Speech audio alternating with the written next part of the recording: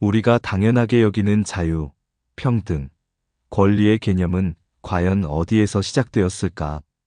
인간의 존엄성과 권리를 강조하며 근대 민주주의의 초석을 다진 철학자가 있다. 바로 존 로크다. 그는 자유주의 정치 철학의 기틀을 마련했고 그의 사상은 오늘날에도 깊은 영향을 미치고 있다. 로크는 인간이 태어나면서부터 생명, 자유, 재산을 가질 권리를 지닌다고 보았다. 이러한 개념은 천부인권 사상으로 발전했고 현대 헌법과 법체계의 기초가 되었다. 또한 로크는 정부의 역할을 국민의 권리를 보호하는 것으로 규정하며 국민이 정부를 감시하고 견제할 수 있어야 한다고 주장했다.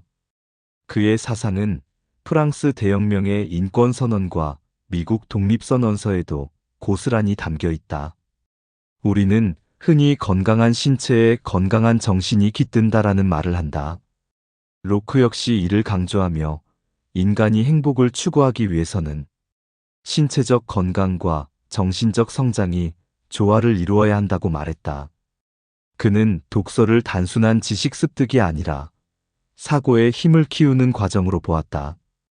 독서는 원재료를 제공할 뿐 그것을 소화하고 자신의 것으로 만드는 것은 온전히 개인의 사고력에 달려 있다는 것이다. 로크는 인간의 마음을 백지에 비유했다. 태어날 때부터 정해진 운명이나 본성이 있는 것이 아니라 경험과 교육을 통해 형성된다는 것이다. 따라서 교육은 단순한 지식 전달을 넘어 한 인간을 완성해가는 과정이 되어야 한다. 그는 참된 신사는 교육과 독서, 그리고 깊은 사색을 통해 만들어진다고 보았다. 그러나 새로운 사상은 언제나 의심받고 거부당하기 마련이다. 로크는 단지 익숙하지 않다는 이유로 새로운 의견을 거부하는 태도를 경계했다. 그는 인간이 이성을 통해 실수를 바로잡을 수 있는 존재라고 믿었다.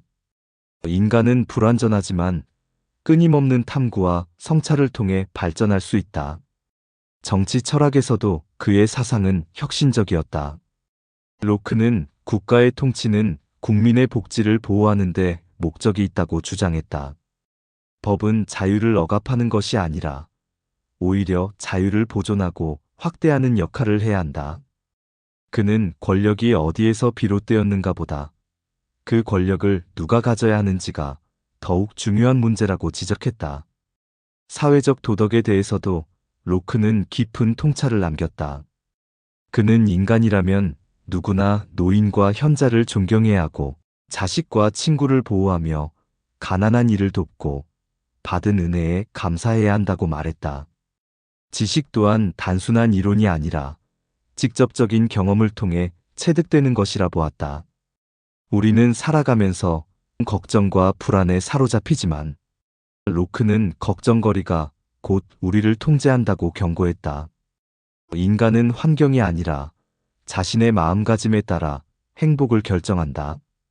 우리는 주변 환경에 따라 변하는 카멜레온과 같지만 결국 자신이 선택한 가치관에 의해 삶이 결정된다. 로크가 행동이야말로 인간의 생각을 가장 훌륭하게 해석해준다고 말했듯이 결국 중요한 것은 말이 아니라 실천이다.